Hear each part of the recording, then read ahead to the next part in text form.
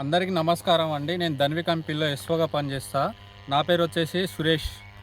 ఇక్కడ మన కురివి మండలం, గ్రామం వచ్చేసి మంగరిగూడెం. మంగరిగూడెంలో ధన్వి కంపెనీ వాళ్ళది సంధ్య అనే వెరైటీని చూడడానికి వచ్చినాం.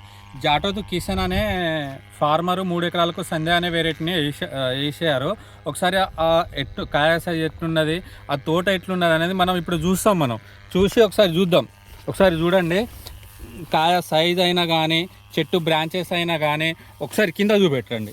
చెట్టు అనేది ఇది ఒక్కటే చెట్టు. ఇది ఒకసారి కాయ కూడా మీరే చూడండి. కాయ రంగు చూడండి. ఒకసారి దగ్గర గనుపులతోటి ఉంటుంది కాయ సైజు. ఒకసారి మీరే చూడండి. ఇది ఒకటే చెట్టు అని కాదు. ఈ చెట్టు వచ్చేసి ఇది ఒకసారి మొదలు చూపెట్టండి. ఈ చెట్టు వచ్చేసి ఒకటే చెట్టు. ఇది ఒకసారి చూడండి.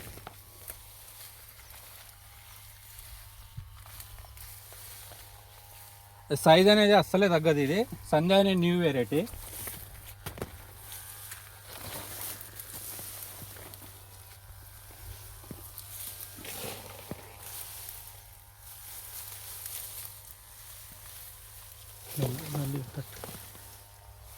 ఇది నల్లి కూడా తట్టుకుంటుంది. ఇది ఏ వాతావరణంలో పెట్టినా కూడా నల్లి కూడా తట్టుకుంటుంది, బొబ్బ కూడా తట్టుకుంటుంది. బొబ్బ అనేది కూడా అంతగానం ఏమి అటాక్ కాలేదు. ఒకసారి మొత్తం చూపెట్టండి.